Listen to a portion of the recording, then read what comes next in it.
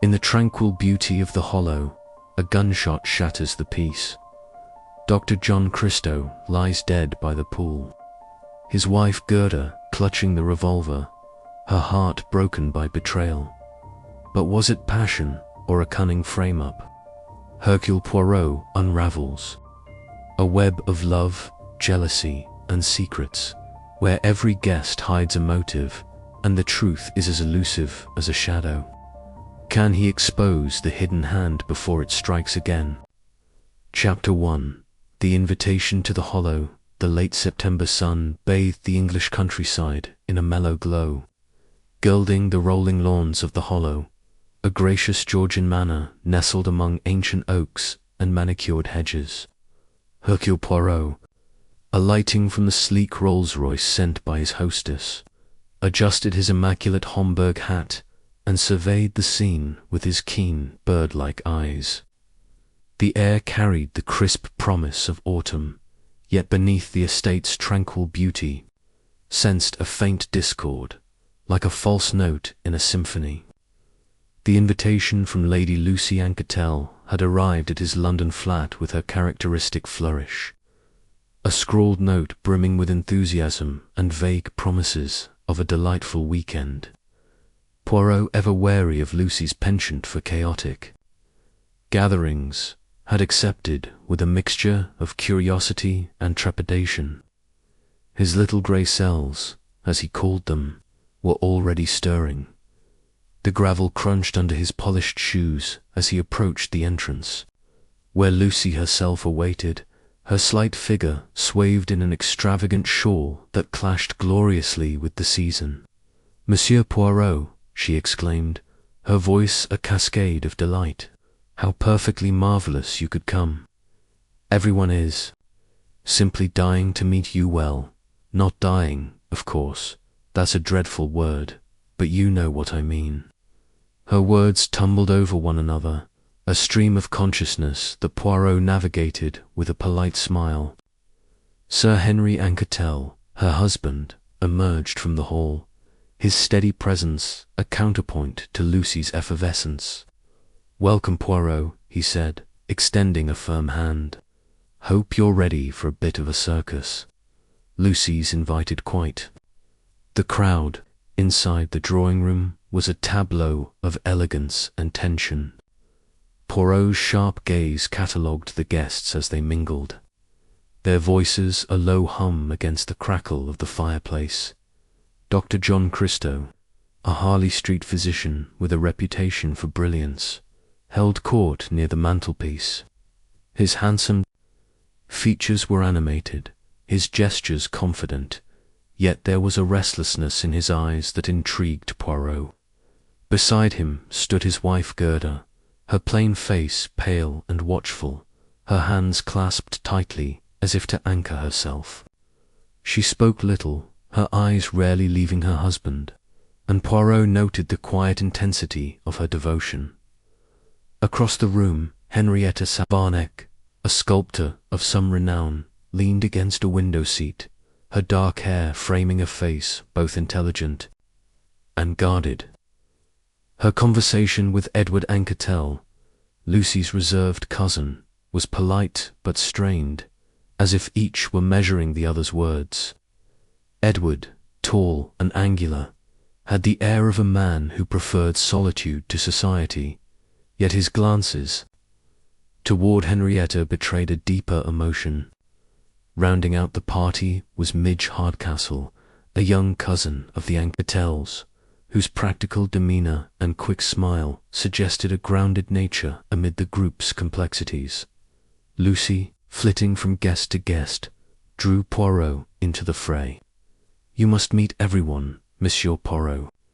John's such a clever doctor, always saving lives, and Henrietta, her sculptures are divine, though I never understand them. Edward's been poking about the estate, as usual, and Midge keeps us all sane. What a mix we are." Her laughter rang out, but Poirot caught the undercurrents beneath her gaiety, the fleeting frown on Gerda's face, the sharp glance Henrietta cast at John, the way Edward's shoulders stiffened at the mention of the doctor. These were not mere acquaintances, Poirot mused. They were players in a drama yet to unfold. As the butler announced dinner, the party moved to the dining room, where crystal gleamed and the scent of roast pheasant mingled with the tang of wood smoke. Poirot, seated beside Lucy, observed the dynamics unfold. John's charisma dominated, his anecdotes of medical triumphs laced with a subtle arrogance that grated on Edward's quiet reserve. Henrietta countered with dry wit, her remarks cutting just enough to provoke a spark in John's eyes. Gerda, silent at the table's end, picked at her food, her gaze a silent plea for her husband's attention. Midge, attempting to lighten the mood, shared a humorous tale of her London shop work, but even her warmth could not dispel the tension. After dinner, as the guests drifted to the terrace for coffee, Poirot lingered near the French doors, his small stature rendering him nearly invisible. He watched John and Henrietta wander toward the sunken garden, their heads bent close in conversation. The words were indistinct, but their intensity was unmistakable. Edward, standing alone by the balustrade, followed their movements with a clenched jaw. Lucy, oblivious, chattered about her plans for a charade game, while Sir Henry lit his pipe, his eyes thoughtful. Poirot's mind catalogued these fragments, sensing the threads of passion, rivalry, and unspoken secrets weaving together. Retiring to his room that night, Poirot stood at the window, the silhouette of the Hollow's gardens stark against the moonlight. "There is something here," he murmured, stroking his moustache. "A pattern, not yet clear, but present. Hercule Poirot will find it." With that, he turned down the lamp, his mind already piecing together the puzzle of the Hollow. Chapter 2. The Gathering Storm. The dining room of the Hollow glowed under the soft light of a chandelier, its crystal prisms casting delicate rainbows across the polished mahogany table. The air was heavy with the scent of beeswax and the faint tang of claret, but beneath the elegance, an invisible current of unease rippled through the assembled guests.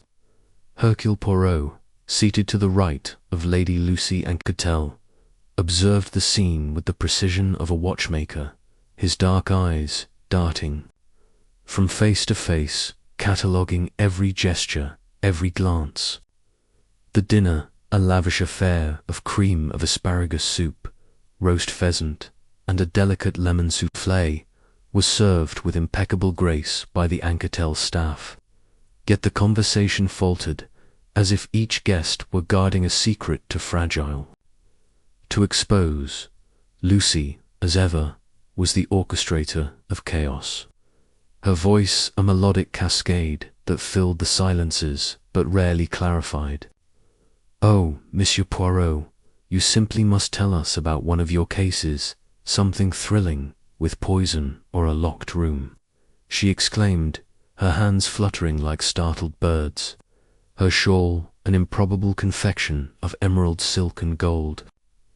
Embroidery slipped from her shoulder, and she retrieved it with a laugh that was both charming and distracting. Poirot inclined his head, offering a modest smile. "Madame, the life of Hercule Poirot is not so theatrical as you imagine. It is the small things, the misplaced word, the unguarded glance that reveal the truth."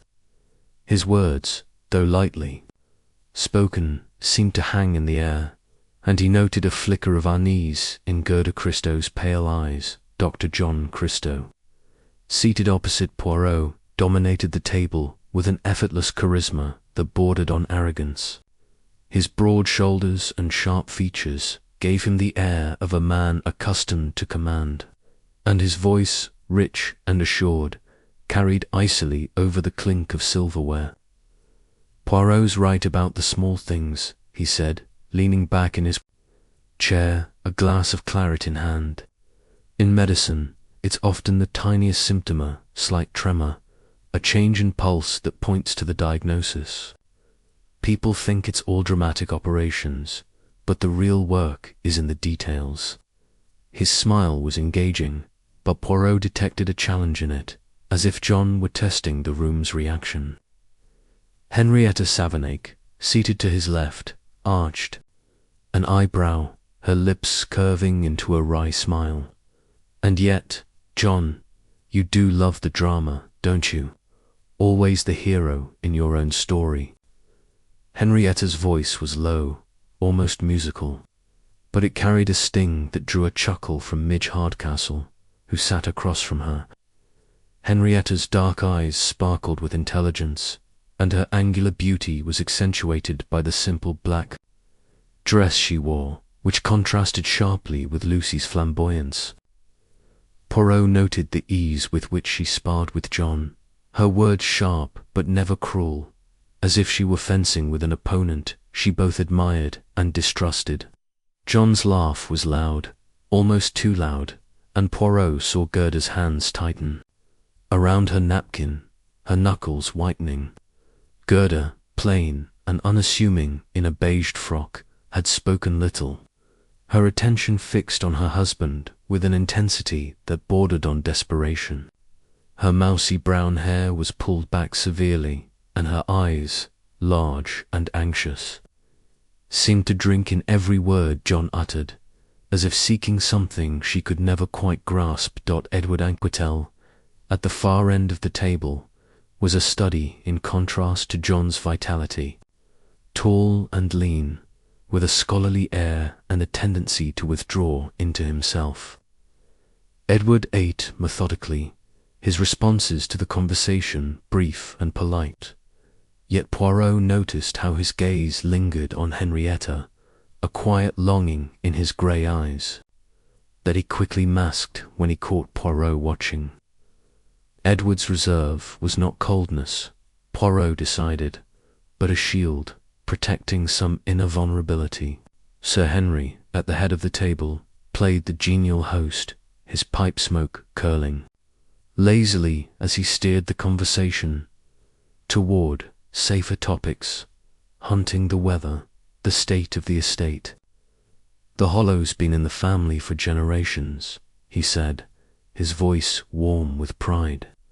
"Bit of a responsibility, but there's nothing like it. You'll have to see the gardens tomorrow, Poirot. The roses are still in bloom." The meal progressed, but the undercurrents grew stronger.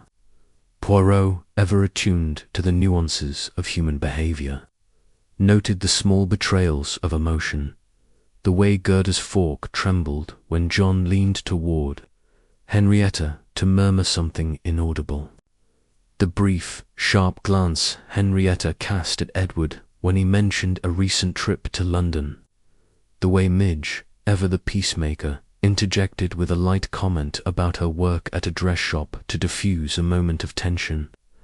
Midge's practicality was a bomb, her round face and quick smile a contrast to the charged atmosphere.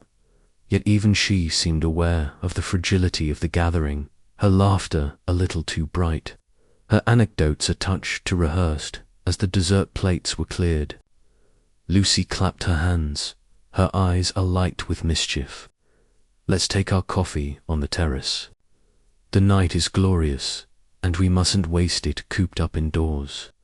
Monsieur Poirot, you'll adore the view of the pool. It's quite magical under the stars."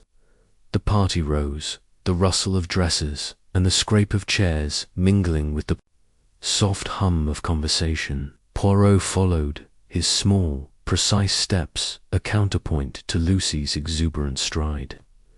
The terrace overlooked the sunken garden, where a rectangular swimming pool gleamed like a sheet of obsidian, its surface undisturbed, save for the occasional ripple of a falling leaf. The air was cool, scented with late roses and the faint dampness of the earth, and the stars above were sharp pinpoints in a velvet sky. The guests spread out, some lingering by the balustrade, others drifting toward the garden, Poirot choosing a vantage point near a stone urn, sipped his coffee and observed. John and Henrietta wandered toward the pool, their figures silhouetted against the water. Their conversation was low, intense, and Poirot strained to catch the words, but they were too far. He saw John's hand brush Henrietta's arm, a gesture that might have been casual but carried an intimacy that made Gerda, standing nearby with Midge, stiffen visibly. Edward, alone at the terrace's edge, watched the pair with an expression that mingled resignation and pain. Lucy, oblivious to the drama, flitted between groups, her voice a constant stream of chatter about constellations and garden parties. Poirot's attention was drawn to a brief exchange between Sir Henry and Midge, who stood near the French doors. "You're a good sport, Midge," Sir Henry said quietly, his pipe glowing faintly, keeping this lot from flying apart. Not an easy task. Midge's smile was rueful. "Someone's got to, Uncle Henry. It's like herding cats, isn't it? But I like them all, even when they're impossible." Her words were light, but Poirot caught the strain in her voice, as if she, too, sensed the storm brewing beneath the surface. As the evening wore on, the group began to fragment further. John and Henrietta returned from the pool, their faces composed but their eyes guarded. Gerda, who had been hovering near Midge, excused herself abruptly, murmuring something about a headache. Poirot watched her retreat into the house, her steps slow and deliberate, as if she carried a weight far heavier than her slight frame suggested. Edward, meanwhile, had withdrawn to a bench at the terrace's far end, a book in hand but unopened, his gaze fixed on the distant horizon. Henrietta, joining Lucy and Sir Henry, laughed at some remark, but the sound was brittle, lacking her earlier warmth. Poirot, finishing his coffee, set the cup down with a soft clink and moved closer to the pool, drawn by a sudden impulse. The water was still, reflecting the stars like a mirror, but there was something unsettling about its tranquility, as if it were waiting for a disturbance. He recalled a fragment of conversation he had overheard earlier, as John and Henrietta stood by the pool. John's voice had been low, urgent. "It cannot go on like this, Henrietta. You know it as well as I do." Her reply had been too soft to hear, but her posture tense, almost defiant, had spoken volumes. Poirot's mind turned over the words, testing their implications. A lover's quarrel, a deeper rift. The little grey cells hummed with possibilities. Lucy's voice broke his reverie. "Monsieur Poirot, you're awfully quiet. Plotting one of your famous deductions already." She linked her arm through his, her touch light but insistent. "Come, tell me what you think of our little party. Aren't they a fascinating bunch?" Poirot smiled, his moustache twitching. "Fascinating, oui, Lady Anquetel, but perhaps too fascinating, Nan. There is much beneath the surface here, I think." Lucy's laugh was a trifle too high. "Oh, you are clever. But don't go seeing mysteries where there are none. It's just a weekend in the country, after all." Yet her eyes, darting toward the pool where John and Henrietta had stood, betrayed a flicker of doubt. As the guests began to drift back to the house, Poirot lingered, his gaze sweeping the terrace, the garden, the pool. The hollow was beautiful, a haven of order and tradition, yet it was also a stage, and the players upon it were bound by threads of passion, jealousy, and unspoken truths. He thought of Gerda's trembling hands, Edward's silent longing, Henrietta's guarded wit, John's restless energy. Each was a piece in a puzzle that had yet to reveal its shape. "There is a storm coming," Poirot murmured to himself, his voice barely audible above the whisper of the night breeze. and Hercule Poirot will be ready when it breaks. Clock in the hall struck 11 as the last of the guests retired, their footsteps echoing in the quiet house. Poirot, climbing the grand staircase to his room, paused to glance back at the darkened terrace. The pool gleamed faintly, a silent witness to the secrets it guarded. He nodded to himself, satisfied that the first act of the drama had been set. Tomorrow, he knew, the curtain would rise on something far more perilous. Chapter 3. The shot by the pool. The morning dawned crisp and clear at the Hollow, with a mist clinging to the lowlands and the sun painting the lawns in shades of amber. Hercule Poirot, an early riser despite the indulgences of the previous evening, stood at his bedroom window, his small hands clasped behind his back. The gardens below were a study in order, their geometric beds and clipped hedges a testament to the Ancatel's care. Yet Poirot's mind was not on the roses or the dukist grass. It was on the undercurrents he had sensed at dinner, glances, the silences, the unspoken tensions that wove through the guests like threads in a tapestry. He adjusted his tie, ensuring its symmetry, and prepared to descend for breakfast, his grey cells alert for what the day might bring. The household was stirring as he reached the dining room, where a sideboard groaned under silver dishes of kedgeree, kidneys, and toast. Sir Henry, already seated with a newspaper, greeted him with a nod. "Morning, Poirot. Sleep well." His tone was genial, but his eyes flicked toward the door, as if anticipating the arrival of the others. Midge Hardcastle appeared next, her practical navy dress a contrast to the grandeur of the room. "Good heavens, it's a feast," she said, helping herself to toast. Lucy must think we're starving. Her smile was warm, but Poirot noted a faint strain in her expression, as if she, too, sensed the unease that lingered from the night. Before the others trickled in, Edward Anquetel, quiet and preoccupied, his fingers tapping absently on the table. Henrietta Savernake, her dark eyes sharp but guarded, as if she were assessing the room, and Dr. John Christie, whose buoyant energy seemed undimmed by the late hour of the previous evening. Gerda Christie, however, was absent, and when inquired, John's smile tightened. "She's feeling under the weather," he said, his tone dismissive. "Probably just a headache.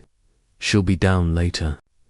Henrietta's glance at him was brief but piercing, and Poirot filed it away. Sensing a thread of discord, Lucy Anquetel swept in last. Her morning gown, a riot of peach chiffon that clashed gloriously with the sombre oak panelling. "Oh, what a divine morning!" she exclaimed, oblivious to the subdued mood. "We must all go for a walk after breakfast, down to the pool, perhaps. It's simply magical in the sunlight." Her suggestion was met with polite murmurs, but Poirot noticed Edward's slight frown and Henrietta's quick look toward John. The meal proceeded with desultory conversation, the clatter of cutlery filling the silences. Poirot, nibbling a piece of toast, watched and listened, his mind turning over the dynamics he had observed the previous night. Breakfast concluded, the party began to disperse. John announced his intention to review some medical notes in the library, while Henrietta mentioned a desire to sketch in the garden. Edward muttered something about checking the estate's accounts, and Midge offered to help Lucy with some vague household task. Poirot, declining Lucy's invitation to join the walk, opted to remain in the library, ostensibly to read, but in truth to observe.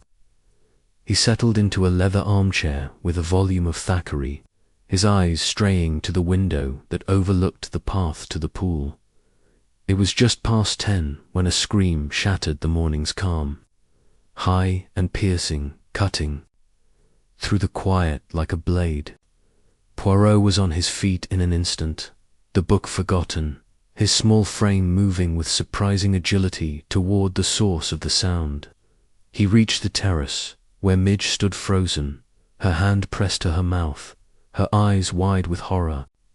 "Down there by the pool," she gasped, pointing toward the sunken garden. Poirot hurried forward, his polished shoes slipping slightly on the dew-slick grass, and descended the stone steps to the poolside. The scene that greeted him was one of stark tragedy. John Christie lay sprawled on the flagstones, his body twisted. At an unnatural angle, a dark stain spreading across his white shirt. Blood pooled beneath him, seeping into the cracks of the stone, and his eyes, once so vibrant, stared blankly at the sky. Beside him stood Gerda Christie, her face ashen, her hands trembling as they clutched a revolver. The weapon gleamed dully in the sunlight, its barrel pointed downward, as if she had forgotten she held it.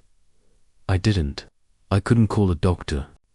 Her words were a broken whisper, barely coherent, and her eyes darted wildly, seeking escape from the reality before her.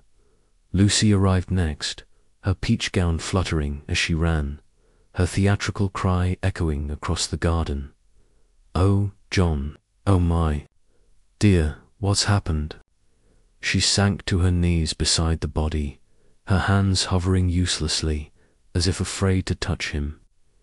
Henrietta and Edward appeared moments later, their faces masks of shock. Henrietta's composure was rigid, her lips pressed into a thin line, while Edward's hands clenched at his sides, his gaze fixed on the revolver in Gerda's hand. Sir Henry, panting slightly from his haste, took charge, his military bearing asserting itself. "Midge, run to the house and telephone the police. Tell them we need an inspector and a doctor, quickly." Midge nodded, her practical nature reasserting itself, and hurried off. Poirot, standing a little apart, surveyed the scene with meticulous care. The pool, its water still and clear, reflected the surrounding roses, undisturbed by the violence that had unfolded. John's body lay near the edge, his head tilted toward the water, one arm flung out as if reaching for something just beyond. His grasp, the revolver in Gerda's hand, was a serviceable model, its grip worn but functional. Poirot noted its position, the way Gerda's fingers gripped it loosely, as if she were unaware of its weight. The flagstones around the body were clean, save for the blood, with no footprints to suggest another's presence. Yet something about the scene struck him as wrong, a detail out of place that his mind could not yet pinpoint. Inspector Grange, a sturdy man with a weathered face and a nonsense demeanour, arrived within the hour, accompanied by a police surgeon and a constable. The surgeon, a brisk fellow named Dr. Morton, confirmed what was obvious. John Christie was dead, killed by a single bullet to the chest, likely fired at close range. The revolver, still in Gerda's possession, was taken into evidence, handled, with care to preserve any fingerprints. Grange turned to Gerda, who had been led to a bench by Henrietta and was now sipping water, her hands shaking so violently that the glass rattled against her teeth.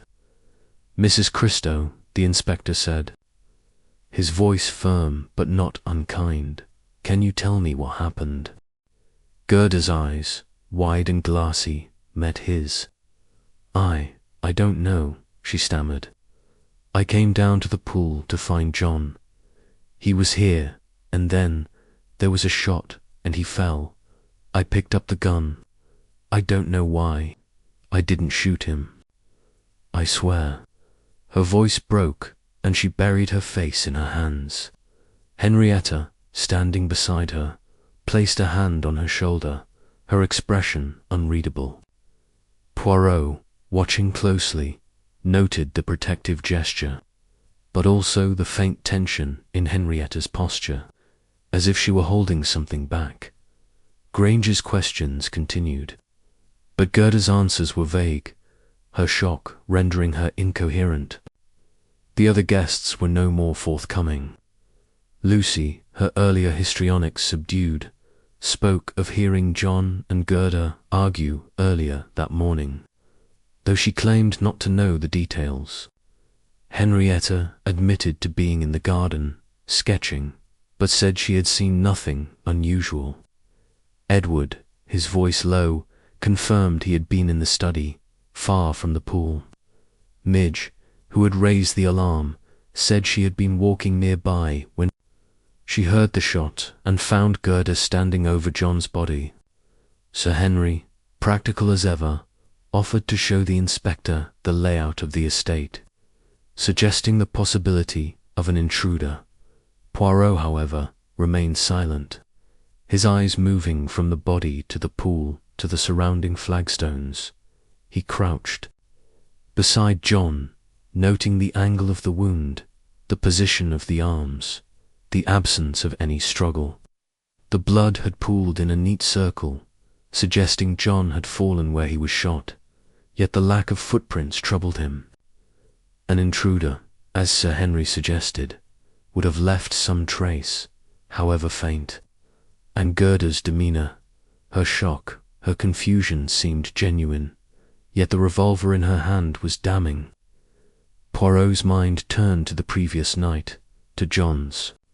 Murmured words by the pool. It cannot go on like this.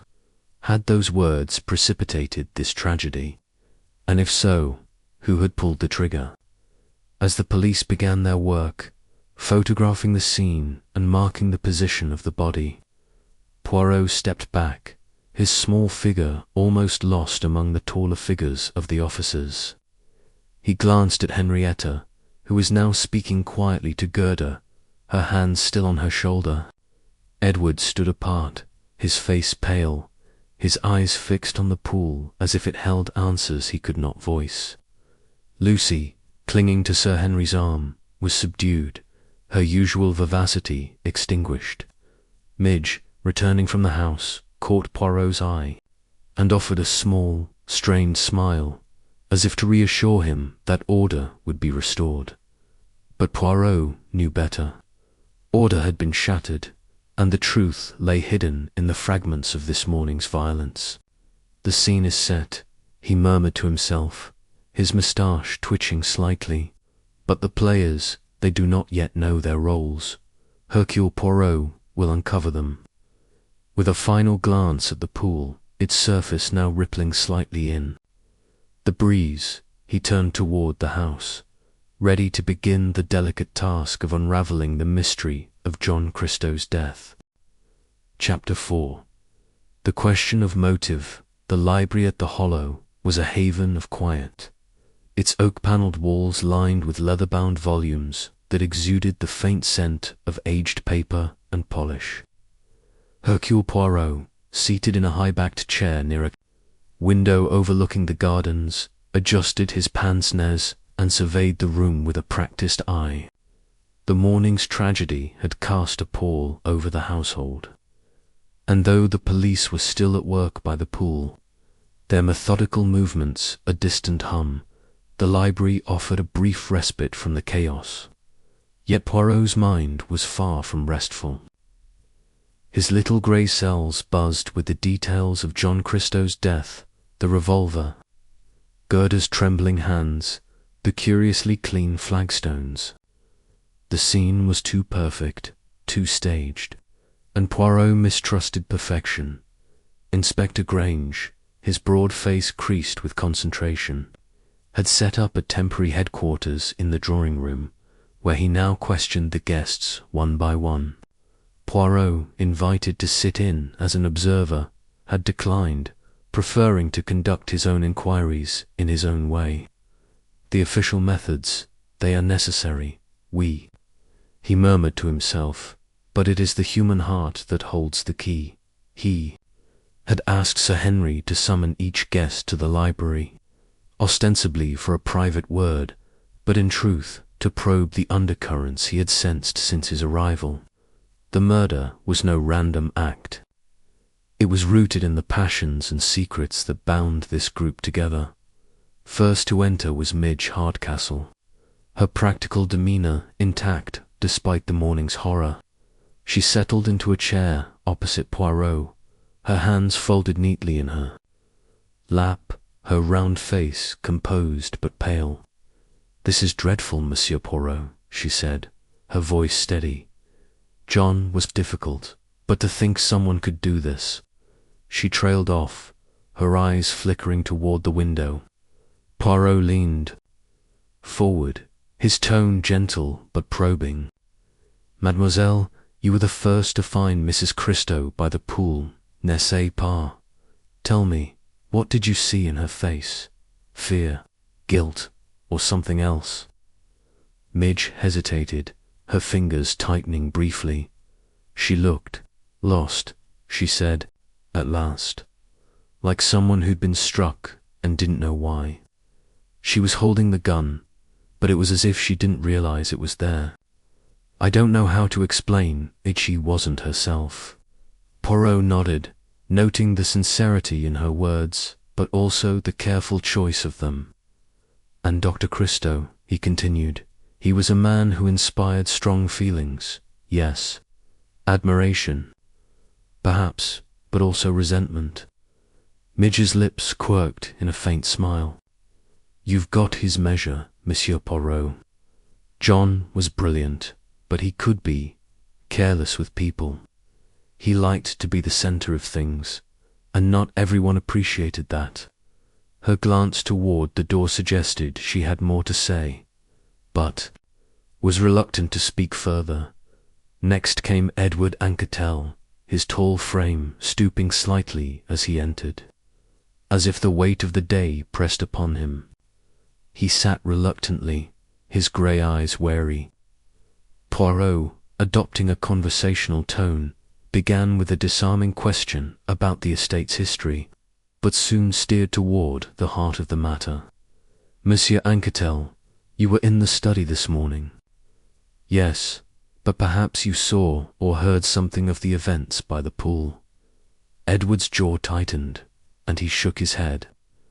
"I was going over accounts. I heard nothing until Midge's scream." His voice was clipped, and Poirot noted the way.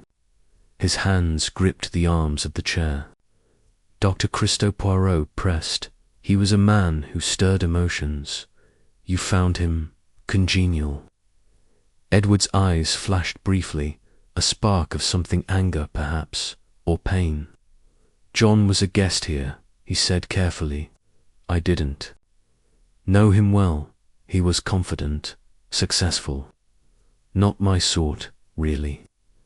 The evasion was subtle but clear, and Poirot's mustache twitched. "And Mademoiselle Savernake?" he asked, his tone casual. "She and Dr. Christie seemed close, Nan." Edward's face darkened, and for a moment he seemed to struggle for words. "Henrietta's her own person," he said at last. "She and John had a connection, I suppose.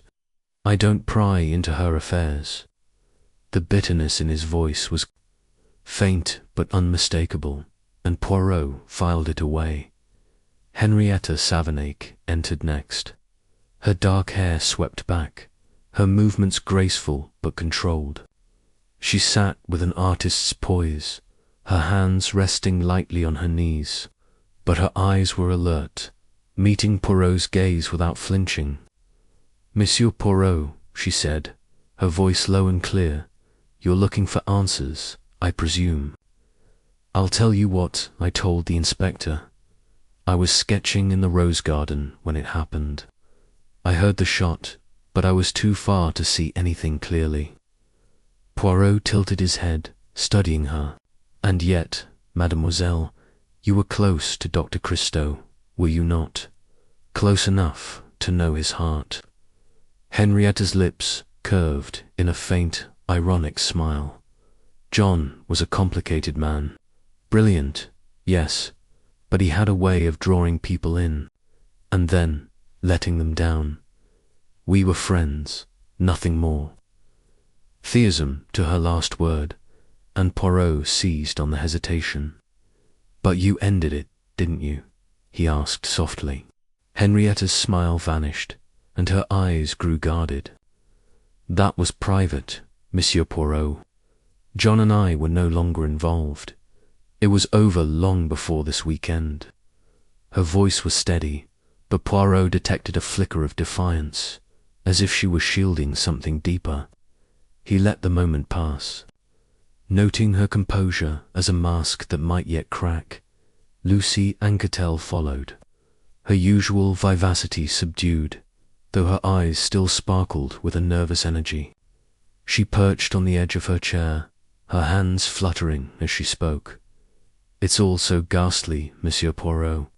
John was such a vital man, so full of life, who could do such a thing.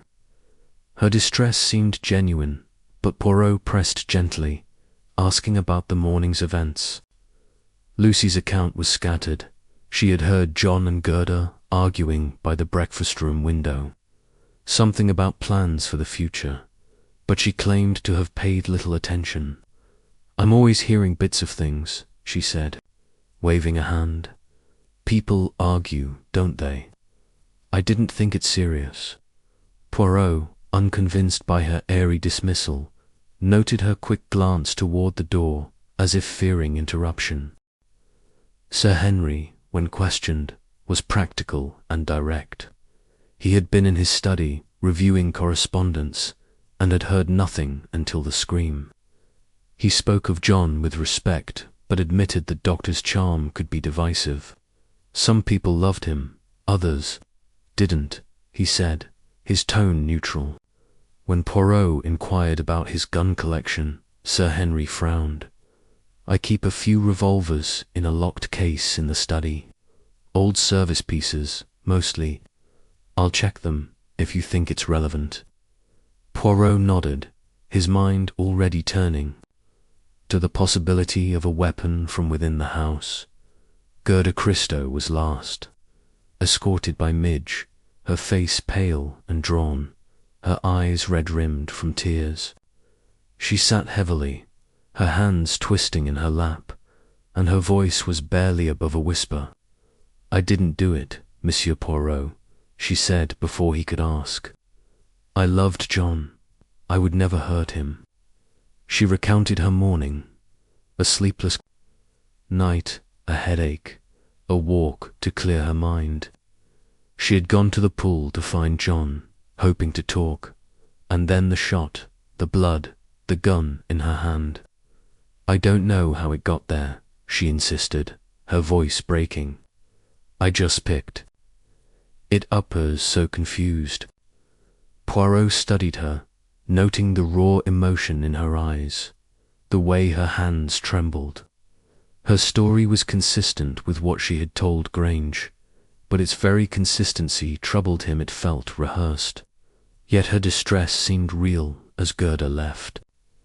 Supported by Midge, Poirot returned to the window, his mind sifting through the fragments of testimony. John Christie had been a man who inspired love and loathing in equal measure.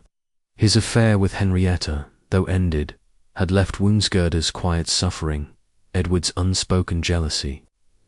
Lucy's vague mention of an argument suggested domestic strife, while Sir Henry's gun collection opened the possibility of an inside job. Yet the clean flagstones, the precise placement of the body, the revolver's damning presence in Gerda's hand pointed to a carefully constructed scene. Poirot's thoughts turned to motive, love betrayed, pride wounded, or perhaps something colder, more calculated. He recalled a passing remark from Lucy about a colleague, Dr. Peter Lane, who had visited the previous week. His professional rivalry with John Finlay veiled. Could an outsider have played a role, or was the answer closer to home? Poirot paced the library, his small frame casting a long shadow in the fading light. The revolver, he learned from a constable's report, bore Gerda's fingerprints, and Ballistics confirmed it as the murder weapon.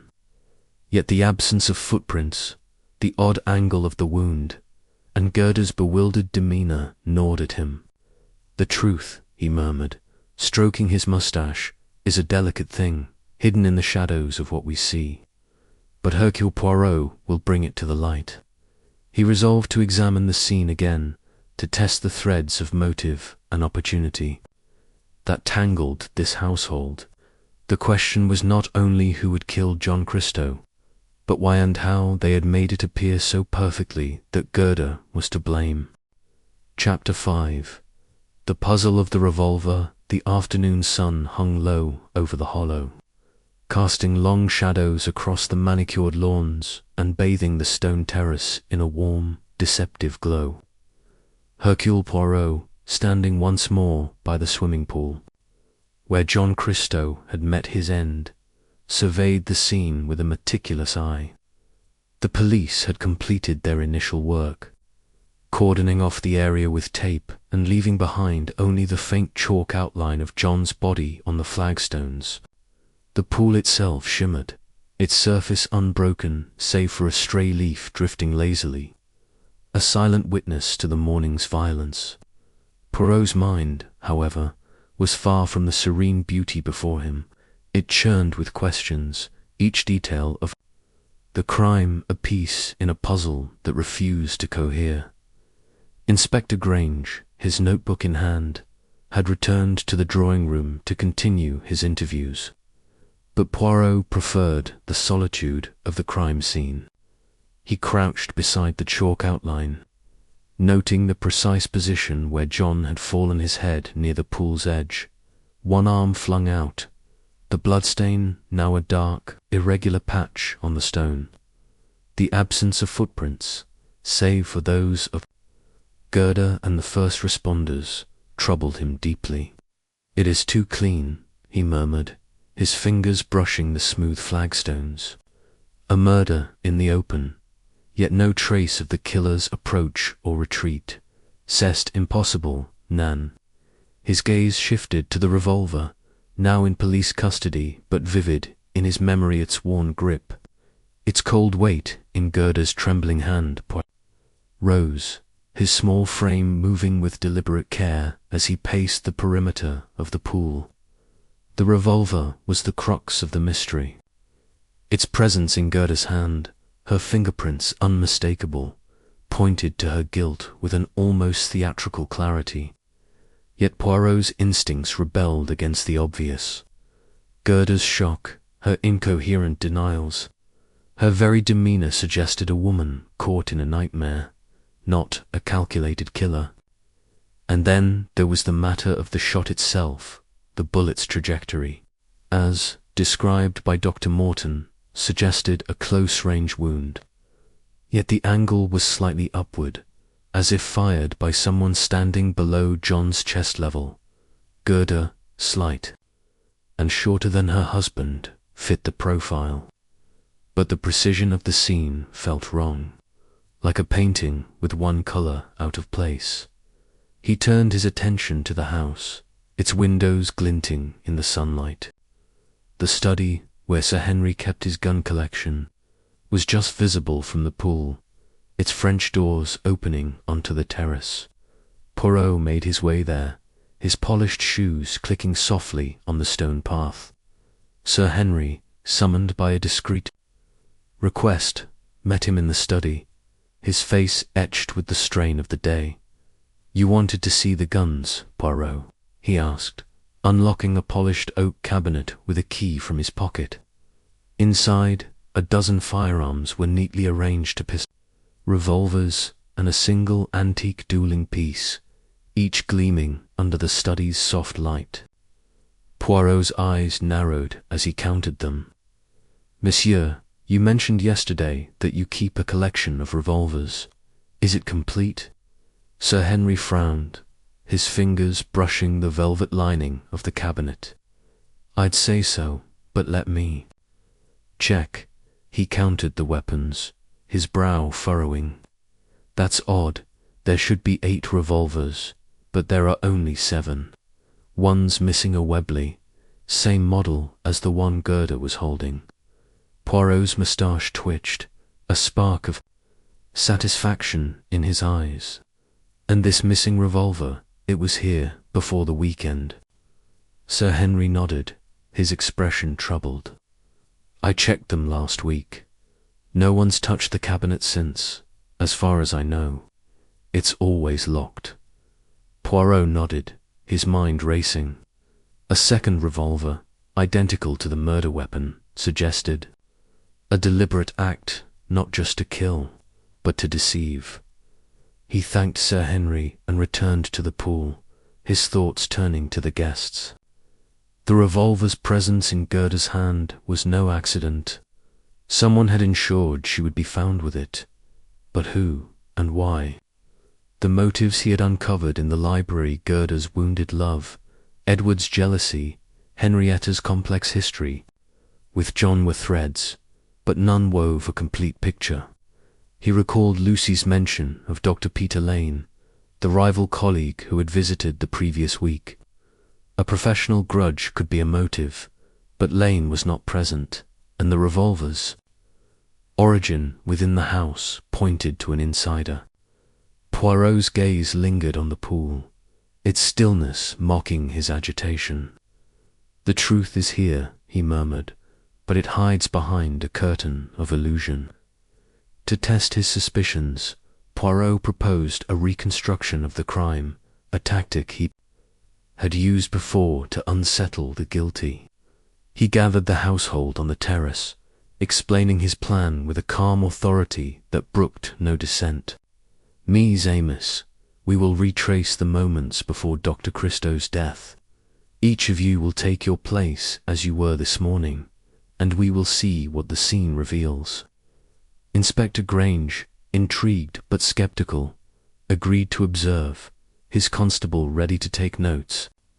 The guests, though visibly uneasy, complied, their faces a mix of apprehension and curiosity. Midge, who had been nearest the pool, stood by the rose garden, her hands clasped tightly.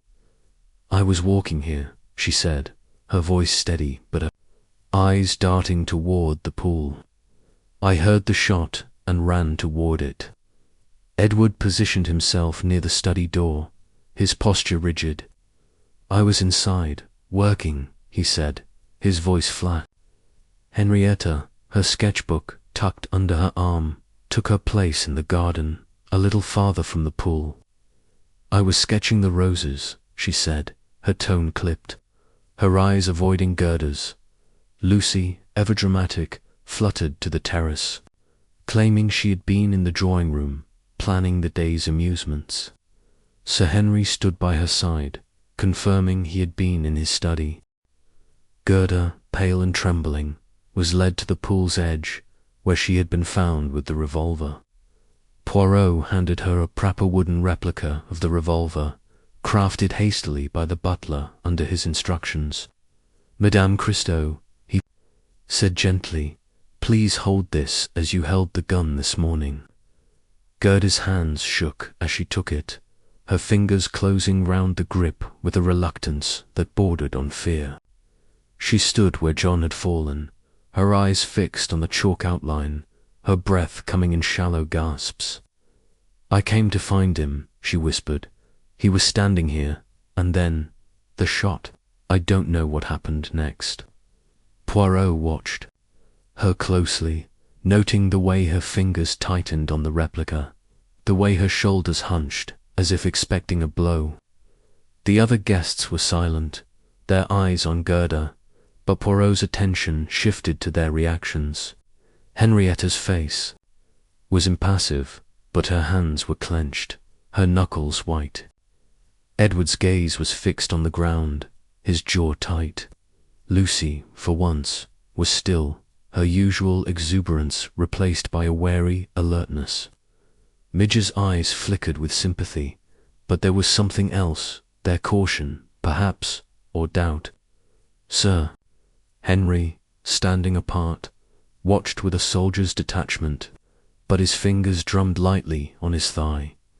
The reconstruction yielded no new evidence, but Poirot had not expected it to. Its purpose was to stir the waters, to provoke a reaction that might betray the guilty. As the group dispersed, Gerda lingered, still clutching the wooden revolver, her eyes pleading with Poirot. "I didn't do it," she said softly. "You believe me, don't you?" Poirot's expression was unreadable, but he patted her arm gently. "Madame, Hercule Poirot believes in the truth, and he will find it." She nodded, her face crumpling, and Midge led her back to the house. Alone again by the pool, Poirot reviewed the facts. The missing revolver from Sir Henry's collection suggested premeditation. Someone had access to the study and the means to take it. Gerda's fingerprints on the murder weapon were damning, but the absence of footprints and the odd trajectory of the bullet hinted at manipulation. Had someone placed the revolver in her hand after the shot, or had Gerda, in a moment of passion, acted and then been struck by shock so profound it mimicked innocence? Poirot's mind turned to Henrietta's guarded responses, Edward's suppressed anger, and even Lucy's scattered hints about arguments and rivalries. Each was a piece, but the pattern remained elusive. He walked slowly back to the house, his small figure dwarfed by the grandeur of the hollow. The revolver was the key, he decided, not just the one in Gerda's hand, but the missing one from the study. If he could trace its path, he might unravel the truth. "The crime is a performance," he murmured, his moustache twitching with a faint smile, "and Hercule Poirot will uncover the director." With that, he entered the house, ready to probe deeper into the tangled web of motives and secrets that bound the guests of the Hollow. Chapter 6. The hidden passion. The late afternoon light filtered through the tall windows of the Hollow's morning room, casting a soft glow on the chintz-covered chairs and the delicate porcelain ornaments that adorned the mantelpiece. Poirot, seated on a cushioned bench, with a cup of tisane in hand, observed the household with a quiet intensity. The shock of John Christow's murder had settled into a heavy silence, broken only by the occasional murmur of voices or the creak of a floorboard as the police moved through the house. Inspector Grange and his team were methodical, their questions relentless, but Poirot knew that the truth lay not in the mechanics of the crime, but in the passions that had driven it. His little grey cells hummed, piecing together the fragments of motive and emotion he had gleaned from his interviews. The morning's reconstruction by the pool had stirred the waters, as he had intended, but it had revealed no overt confession. Gerda's trembling grip on the wooden revolver, Henrietta's guarded composure, Edward's silent tension were threads in a tapestry that Poirot was determined to unravel. The missing revolver from Sir Henry's collection was a tantalizing clue, suggesting a deliberate act within the household. But it was the human element, the loves, jealousies, and betrayals that held the key. Poirot had requested private conversations with the guests, this time in the morning room, where the intimate setting might loosen tongues to cautious in the formal library. First to join him was Henrietta Savanac, her dark eyes wary as she settled into a chair opposite. Her hands, stained faintly with clay from her sculpting, were clasped tightly, betraying a tension her calm demeanour sought to conceal. Poirot, adopting a tone of gentle curiosity, began with an innocuous question about her art. "Mademoiselle, your sculptures, they are expressions of the soul, none. They reveal what lies beneath the surface. Perhaps you see such truths in people as well." Henrietta's lips curved in a faint smile, but it lacked warmth. "You're fishing, Monsieur Poirot. My work is about form, not secrets. But I'll tell you what I can," she admitted, under his probing, that her relationship with John Christow had been more than friendship. "We were close, Yes, she said, her voice low. He was magnetic, impossible to ignore. But he was also selfish, always needing to be the center of everything. I ended it a week ago, before this weekend. I couldn't share him, not with Gerda, not with his own ambition. Her words were measured, but Poirot caught the flicker of pain in her eyes, quickly masked. And Madame Christie, he asked. She knew of this affair. Henrietta hesitated, then nodded. She suspected, I think. John wasn't discreet. But Gerda, she's stronger than she seems. She loved him fiercely, in her quiet way. Poirot leaned forward, his eyes sharp. And this strength, mademoiselle, could it drive her to violence? Henrietta's gaze met his, unflinching. I don't know. She was hurt, humiliated, but to kill him, I can't imagine it. Yet she paused, her fingers tightening. She was there, with the gun. I don't know what to believe. Poirot noted the conflict in her voice, not just doubt, but a protective instinct toward Gerda, as if she wished to shield her despite the evidence. He let her go, his mind turning over her words, sensing a loyalty that might complicate the truth. Edward Anquetel entered next, his tall frame stooping slightly as he took a seat. His hands, usually steady, fidgeted with a loose thread on his cuff, and his grey eyes avoided Poirot. Monsieur Anquetel, Poirot began, his tone deceptively mild. You have been most reserved. But the heart, it speaks even in silence. You cared for Mademoiselle Savernec, yes. Edward's head jerked up, a flush creeping into his pale cheeks. That's my business, he said curtly, then softened. Yes, I care for her.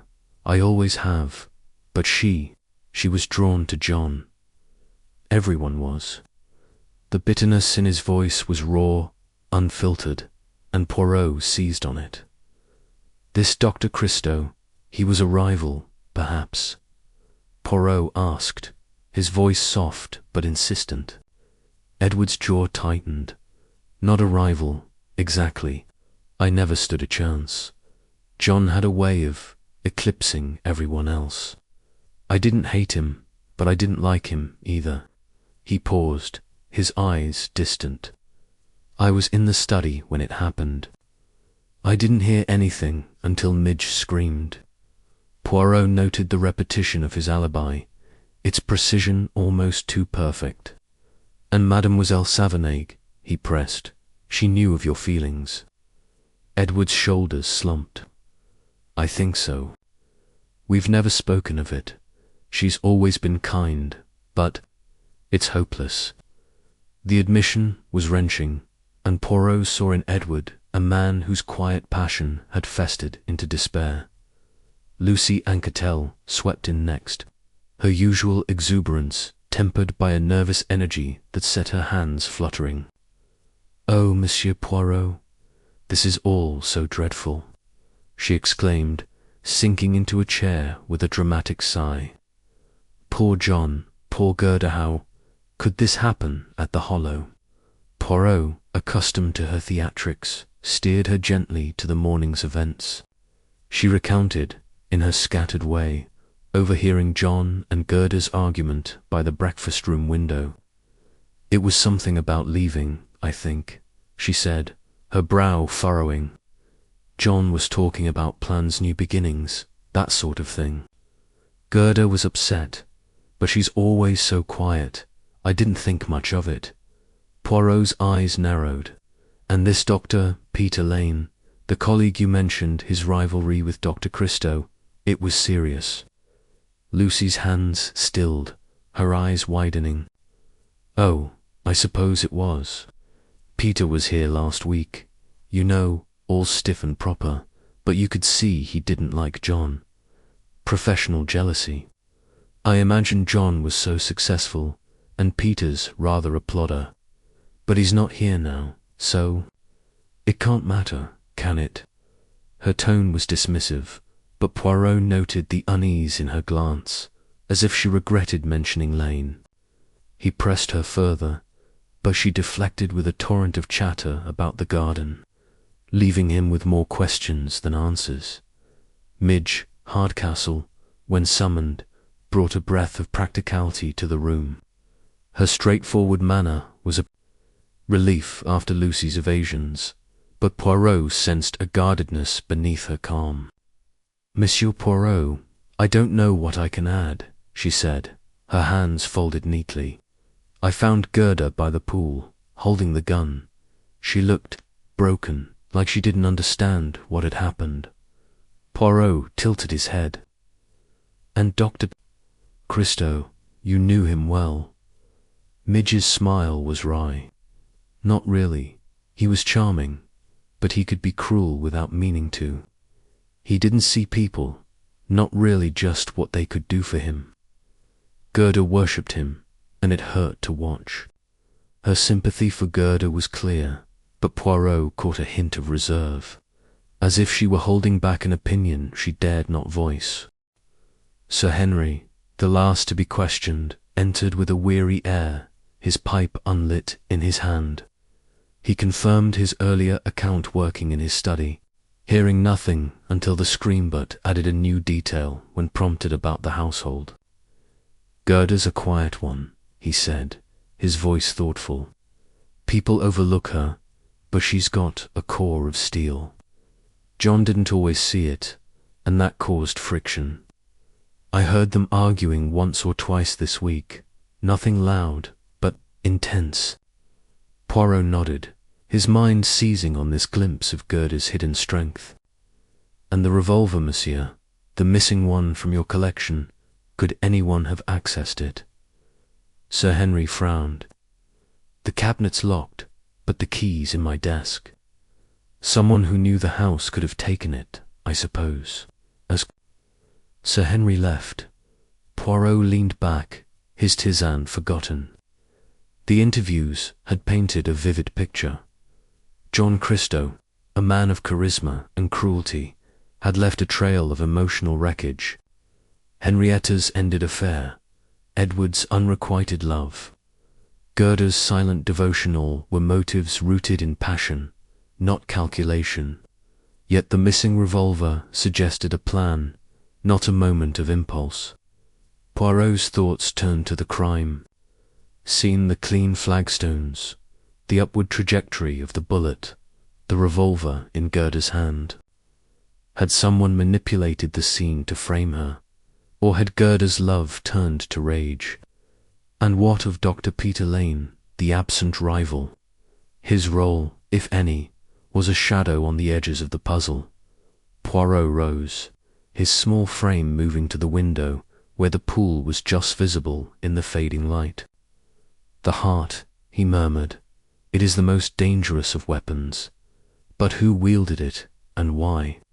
He resolved to examine the study again, to trace the path of the missing revolver, and to watch the guests closely for the slip that would betray. The truth, the hidden passion, he knew, was the key to the murder at the Hollow, and Hercule Poirot would not rest until he had exposed it. Chapter 7. The trap is set. The evening shadows lengthened across the Hollow, cloaking the estate in a sombre hush that seemed to deepen the weight of John Christie's murder. Hercule Poirot, seated in the drawing-room with its heavy velvet drapes and flickering firelight, felt the tension in the air as palpable as the scent of wood smoke. The household had retreated into itself, each guest nursing private thoughts, their faces etched with strain. Inspector Grange, his investigation grinding forward with dogged precision, had retired to the village to review his notes, leaving Poirot to pursue his own method rooted not in evidence alone but in the subtle interplay of human nature. The missing revolver from Sir Henry's collection, Gerda's damning grip on the murder weapon, and the tangled web of motives had convinced Poirot that the truth required a catalyst to emerge. He had devised a trap, delicate yet precise, unsettle the guilty and reveal what lay hidden. The drawing room was arranged for a gathering, its armchairs and sofas drawn into a loose circle under Lucy Anquetel's reluctant direction. She had protested at first, her usual exuberance dampened by the day's events. "Oh, Monsieur Poirot, must we all sit about like mourners at a wake? It's too ghastly." But Poirot's calm insistence, coupled with a promise that it would aid the investigation, had persuaded her. The guests assembled slowly, their movements hesitant, as if each step toward the room carried the risk of exposure. Gerda Christie, pale and hollow-eyed, sat near Midge Hardcastle, who offered quiet reassurances. Henrietta Savernake chose a chair by the window, her posture rigid, her dark eyes scanning the room with guarded intensity. Edward Anquetel lingered near the door, his tall frame half hidden in shadow, while Sir Henry stood by the fireplace, his pipe unlit but clutched tightly. Lucy flitted about, adjusting cushions with nervous energy, her chatter subdued but incessant. Poirot, standing at the room's centre, surveyed them with his bird-like gaze, his small hands clasped behind his back. "Miss Amos," he began, his voice soft but commanding, "we are gathered to confront a tragedy, a crime that has torn the fabric of this household. But Hercule Poirot believes that the truth, it is near, waiting to be uncovered. Tonight, we will take a step toward it." He paused, letting his words settle, noting the flicker of unease in Gerda's eyes, the tightening of Henrietta's lips, the slight shift in Edward's stance. "Inspector Grange has shared with me a development," he continued, his tone measured. "New evidence suggests that Madame Christie may not be the only one whose actions must be examined. To test this, I have asked the inspector to make a small adjustment." He turned to Gerda, his expression gentle but probing. "Madame, the revolver you held this morning is a heavy burden, but what if I told you it has been returned to you?" From his pocket, he produced a revolver, identical in appearance to the murder weapon, its metal gleaming faintly in the firelight. The room stilled, every eye fixed on the object. Gerda's breath caught, her hands twisting in her lap. That's the gun," she whispered, her voice trembling. Poirot nodded, stepping closer. "Oui, madame, or so it seems. Take it, please, and tell us what you feel." Gerda shrank back, her eyes wide with fear, but Poirot's gaze held hers. Calm and insistent, with trembling hands, she accepted the revolver, her fingers closing around it as if it were a live thing. The room was silent, the only sound the crackle of the fire and the faint tick of the mantel clock. Poirot watched her closely, noting the way her grip tightened, the way her shoulders hunched. I don't understand," she stammered. "Why are you giving this to me?" Poirot's voice was soft, almost hypnotic. "Because, madame, the truth lies in what you do with it. This revolver, it is the key to what happened by the pool. Hold it as you did this morning, and let us see." The others watched, their faces a gallery of emotions, Lucy's nervous curiosity, Midge's quiet concern, Henrietta's guarded tension, Edward's clenched jaw, Sir Henry's furrowed brow. Gerda's hands shook violently, the revolver slipping slightly in her grasp. Then, with a sudden, desperate movement, she raised it, pointing it at no one in particular, her voice rising to a wail. "I did it. I shot him. I couldn't bear it any more." The confession burst from her, raw and anguished, and she collapsed into the chair, the revolver falling to her lap. Midge gasped, reaching for her, while Lucy let out a theatrical cry. Henrietta's face remained impassive, but her eyes flickered with something unreadable. Edward took a step forward, then stopped, his hands clenched.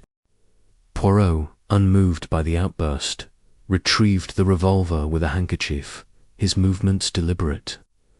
"Merci, Madame Christie," he said quietly. "You have been most illuminating." He turned to the group, his eyes sharp. "This revolver, Ms. Amos, is not the murder weapon.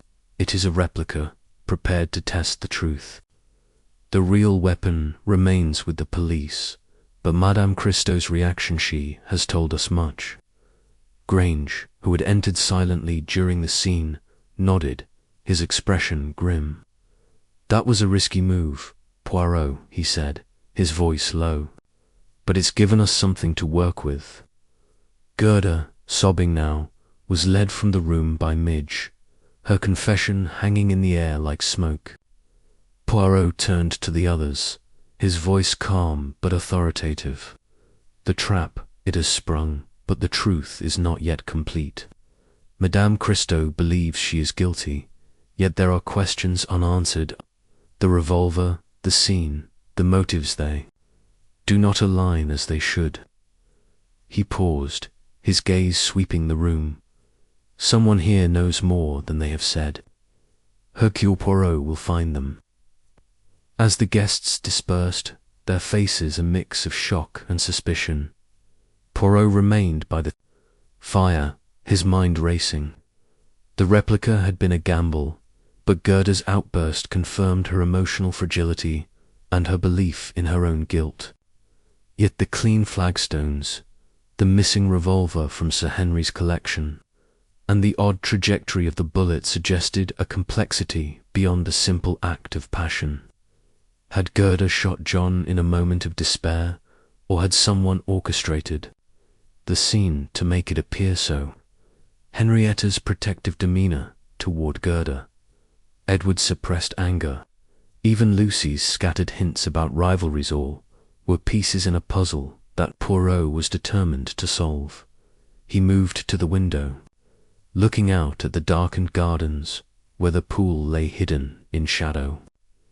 "The heart is a battlefield," he murmured, his moustache twitching faintly. "But who has fought and who has won?" He resolved to confront Gerda again, to probe the details of her confession, and to examine the study once more for traces of the missing revolver. The trap had been set, and the guilty had stirred. Now Poirot would tighten the net until the truth could no longer hide. Chapter 8. The confession unravelled. The hollow was cloaked in the stillness of evening, its grand halls and gardens subdued by the weight of tragedy and suspicion. Hercule Poirot, standing alone in the library, felt the quiet as a tangible presence, pressing against the walls of oak and leather. The fire had dwindled to embers, casting a faint glow that flickered across the shelves, and Poirot's small figure was a silhouette against the tall windows. Gerda Christie's anguished confession in the drawing-room had been a thunderclap, reverberating through the household, yet Poirot's mind remained restless. The trap he had set with the replica revolver had elicited a truth, but not the whole truth. The scene by the pool, the clean flagstones, the upward trajectory of the bullet, the missing revolver from Sir Henry's collection whispered of a deeper complexity, a design that eluded even Gerda's tearful admission. He had requested a private audience with Gerda, away from the prying eyes of the other guests. And Inspector Grange, though sceptical of Poirot's theatrics, had agreed to let him pursue his line of inquiry. The morning room, with its soft light and delicate furnishings, was chosen for its intimacy, a space where Poirot hoped to coax the fragile threads of Gerda's story into clarity. Midge Hardcastle escorted her in, her practical presence a steadying force for the trembling woman. Gerda's face was haggard, her eyes red and swollen, her beige dress crumpled as if she had not changed since the morning's horror. She sank into a chair, her hands twisting a damp handkerchief, and looked at Poirot with a mixture of fear and resignation. "Madame Christie," Poirot began, his voice gentle as a caress, "you have said you shot your husband, but Hercule Poirot believes there is more to this tale. Will you tell me, in your own words, what happened by the pool?" His dark eyes held hers, steady and encouraging, and Gerda's breath hitched, her fingers tightening on the handkerchief. I don't know how to explain it," she whispered. "It's all a blur, like a nightmare. I loved John, Monsieur Poirot, but he was leaving me. This morning, he told me by the pool he said he was done, that he wanted a new life, with her." Her voice broke on the last word, and Poirot knew she meant Henrietta. He leaned forward, his tone soft but insistent. "And then, Madame, what did you do?" Gerda's eyes darted away, then back, as if seeking escape. "I was so angry, so hurt. I don't know where the gun came from. I found it in my hand, and then there was a shot, and John fell. I didn't mean to. I didn't want to kill him." Her voice rose, a wail of despair, and Midge moved to comfort her, but Poirot raised a hand, his gaze unwavering.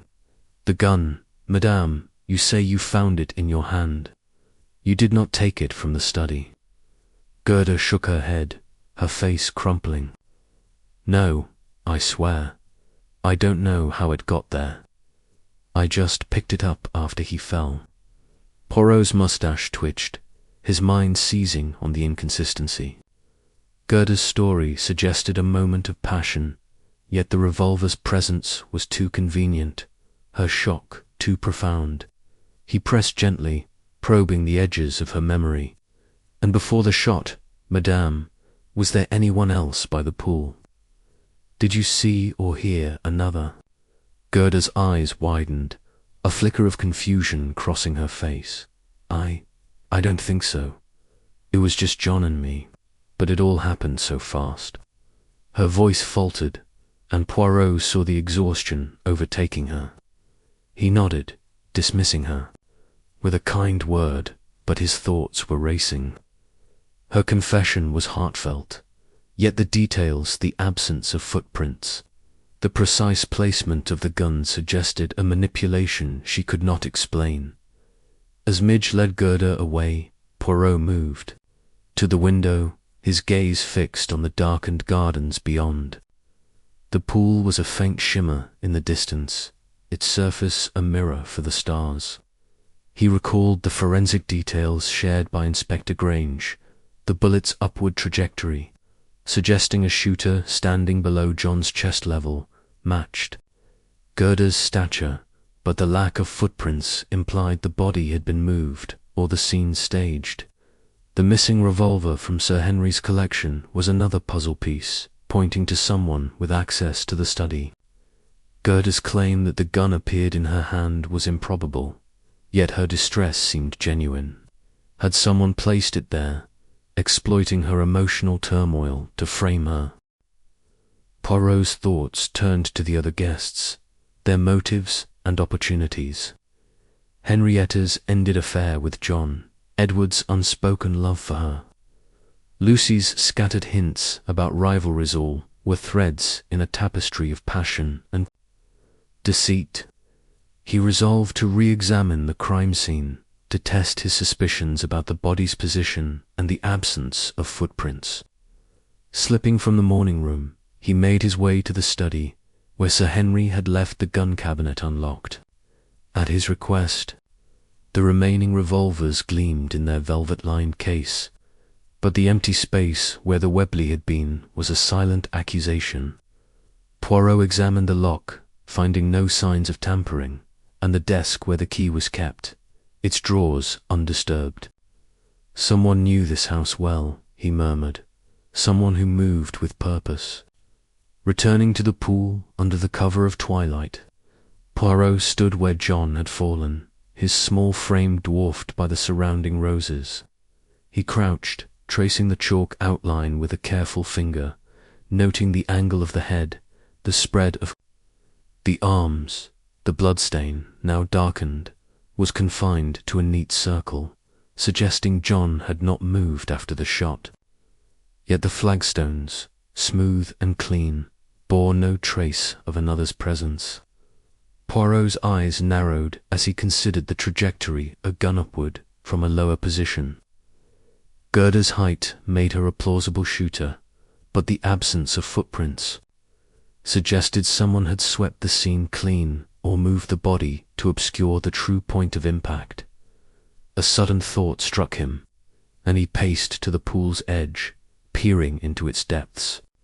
The water was clear, undisturbed, but he recalled a faint ripple during the reconstruction, as if something had been dropped or retrieved. Mon Dieu, he whispered, could it be? He made a mental note to have the pool searched, though he doubted the police would find anything now. The killer, he suspected, was too clever for such an oversight. Instead, he focused on Gerda's confession, its raw emotion clashing with the calculated nature of the scene. Had she acted in a blind rage, or had someone orchestrated her guilt, placing the revolver in her hand to seal the illusion? Poirot returned to the house, his mind alight with possibilities. Gerda's confession was a cornerstone, but it was flawed, incomplete. The missing revolver, the clean flagstones, the bullet's angle all pointed to a second hand at work, someone who had manipulated the scene to ensure Gerda's culpability. Henrietta's protective demeanor toward Gerda, Edward suppressed. Anger, even Midge's cautious sympathy, suggested a role, however small, in the drama. Poirot's thoughts flickered to Dr. Peter Lane, the absent rival, but his absence made him a less likely player. The answer, he felt, lay within the hollow, in the hearts of those who had gathered here. He paused in the hall, the grand staircase looming above, its shadows deep and unyielding. The confession, it is a beginning, he murmured, his moustache twitching faintly. But it is not the end. Hercule Poirot will unravel this web, thread by thread. He resolved to confront Henrietta next, to probe her loyalty to Gerda and her knowledge of John's final moments. The truth was close, he sensed, but it required one final push to break free from the shadows of the hollow. Chapter 9. The second player the night had settled over the hollow like a velvet shroud, its silence broken only by the distant hoot of an owl and the faint rustle of leaves in the autumn breeze. Hercule Poirot, seated in the morning room with a single lamp casting a warm glow across the floral wallpaper, felt the weight of the day's revelations pressing upon him. Gerda Christow's confession, raw and wrenching, had confirmed her belief in her own guilt, yet the discrepancies in the crime scene, the clean flagstones, the upward bullet trajectory, the missing revolver pointed to a more intricate plot. Poirot's little grey cells churned, weaving together the threads of motive and opportunity, and his instincts whispered of a second player, someone who had shaped the scene to ensnare Gerda. The question was who and why. He had requested a private conversation with Henrietta Vernick, whose guarded demeanor and protective gestures toward Gerda had caught his attention. The morning room, with its intimate setting, was ideal for such a delicate interrogation. Henrietta entered, her dark hair slightly disheveled, her angular face pale but composed. She wore a simple grey dress, its severity accentuating her artist's poise, but her hands, clasped tightly, betrayed a tension she could not fully conceal. "Monsieur Poirot," she said, settling into a chair, her voice low and steady, "you're relentless, aren't you? I suppose you want to know more about John and me." Poirot inclined his head, his dark eyes sharp but kind. "Mademoiselle Savanac, you have a clarity of mind, a vision that sees beyond the surface. Oui. Hercule Poirot seeks only the truth, and I believe you know more than you have said." He paused, letting the silence press upon her, then continued gently. Madame Christie has confessed, yet the scene of the crime, it does not agree with her story. You were in the garden, sketching, when the shot was fired.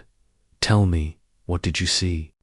Henrietta's lips tightened, and for a moment her gaze flickered to the window where the darkness hid the pool. I told you I was too far to see clearly, she said, her tone clipped. I heard the shot, ran toward the pool, and saw Gerda standing there, holding the gun. John was already dead. Her words were precise, but Poirot caught the slight hesitation, the way her fingers tightened in her lap. And yet, he said softly, you have been protective of Madame Christie. Nan, you comfort her, you stay close. Is this pity or something more? Henrietta's eyes met his, a spark of defiance in their depths. Gerda's been through enough, she said. John treated her abominably his affairs, his arrogance. She didn't deserve that. I felt sorry for her. Poirot leaned forward, his voice almost a whisper. Sorry enough to shield her, mademoiselle. Sorry enough to alter the truth. Henrietta's composure wavered, her breath catching, and for a moment Poirot thought she might break. But she steadied herself, her voice firm. I don't know what you mean. I told you what I saw. Poirot changed tack, his tone conversational. The revolver, mademoiselle, it is a curious thing. One is missing from Sir Henry's collection. Yet the one in Madame Christie's hand bears her fingerprints alone. The flagstones, they are clean, too clean. And the bullet, it travels upward, as if fired by someone small, like Madame Christie, or perhaps arranged to seem so. He watched her closely, noting the faint tightening of her jaw. You are an artist, mademoiselle. You understand composition, the arrangement of elements to create an effect. Was this scene composed? Henrietta's face paled, and her hands clenched, but she held his gaze. You're suggesting I tampered with the crime scene? Her voice was low, edged with anger. That's absurd. I cared about John, even after everything. I wouldn't protect his killer. Poirot tilted his head, his mustache twitching. Faintly, and yet, you cared also for Madame Christie. Pity, it is a powerful force, none. Powerful enough to move a body, to obscure a truth, to protect a woman broken by betrayal. Henrietta's eyes widened, and for a moment silence hung between them, heavy with unspoken truths. At last she spoke, her voice barely above a whisper. You're too clever, Monsieur Poirot. She leaned back, her defiance crumbling. I didn't kill John, but I saw it happen. I was closer than I said, hidden by the roses. Gerda and John were arguing by the pool. He was cruel, taunting her about leaving, about me. She was shaking, crying, and then there was a shot. She had the gun, and he fell. I ran to her, but it was too late. She was in a daze, just standing there, the gun in her hand. Henrietta paused, her eyes distant. I couldn't let her be caught like that, not after what John had done to her. So I moved him, just a little, to make it look like the shot came from a different angle. I thought it might confuse things, give her a chance. Expression remained impassive, but his mind raced. And the flagstones, mademoiselle, they were clean, no footprints. Henrietta nodded, her voice steady now. I brushed them with my scarf, quickly, before Midge arrived. I didn't think it through, I just wanted to help Gerda. Poirot leaned back, his fingers steepled. You took a great risk, mademoiselle, out of compassion. But this act, it complicates the truth. The revolver, did you place it in her hand? Henrietta shook her head vehemently. No, it was already there. She was holding it when I reached her. Poirot's eyes narrowed, the pieces of the puzzle shifting. Henrietta's admission explained the clean flagstones and the body's position, but the revolver's origin remained a mystery. Gerda's claim that the gun appeared in her hand suggested someone else had placed it there, exploiting her shock. Henrietta's interference, though well-meaning, had muddied the waters, protecting Gerda but obscuring the true sequence of events. Merci, Mademoiselle Poirot said. At last, his voice gentle. You have been most candid, but you must tell this to Inspector Grange. The truth, it must be whole. Henrietta nodded, her face etched with exhaustion. I know I'll tell him everything. I couldn't let her suffer more. As she left, her steps slow and heavy, Poirot remained by the window, his gaze fixed on the invisible pool. Henrietta's confession was a breakthrough, confirming a second player in the crime's aftermath, but it did not absolve Gerda. Her act, born of desperation, was the heart of the murder, yet the revolver's presence hinted at a colder mind. At work, someone who had ensured Gerda's guilt would be undeniable. Poirot's thoughts turned to the other guests.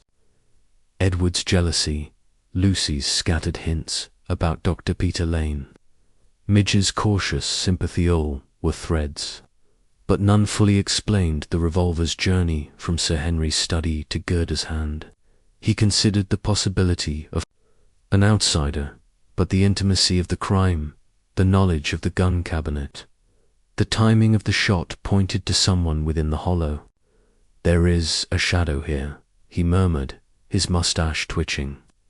A mind that planned, that watched, that waited. He resolved to re-examine the study, to trace the revolver's path, and to press Gerda further on her memory of the morning.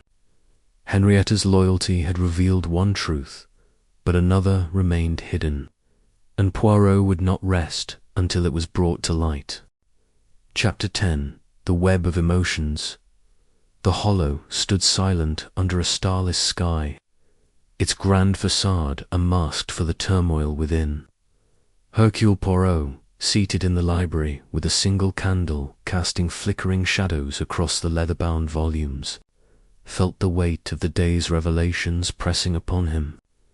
Henrietta Savernak's confession had illuminated a corner of the mystery, her attempt to shield Gerda Christie by moving John's body and brushing the flagstones clean.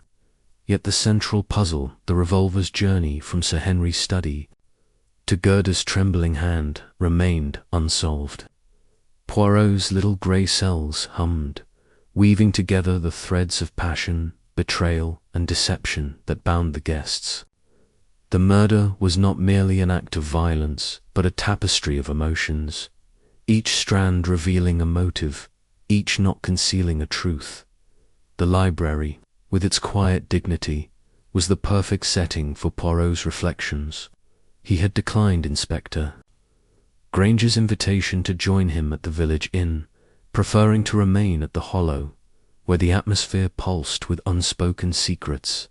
Gerda's anguished confession, Henrietta's protective interference, Edward's suppressed longing, Lucy's scattered hints, all were pieces in a puzzle that demanded a final reckoning.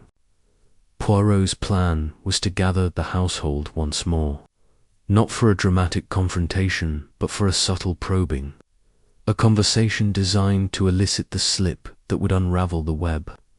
He had asked Sir Henry to summon the guests to the drawing room after dinner, framing it as a discussion to clarify the day's events.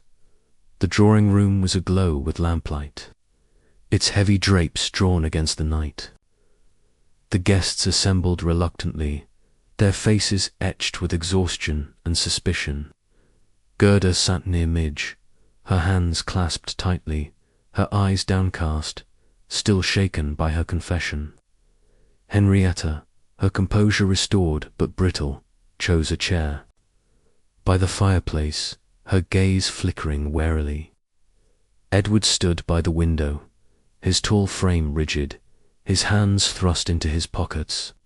Lucy, her usual vivacity dimmed, perched on a sofa, her fingers toying with a silk scarf. Sir Henry, ever the steady host, stood by the mantel, his pipe unlit but a comforting prop.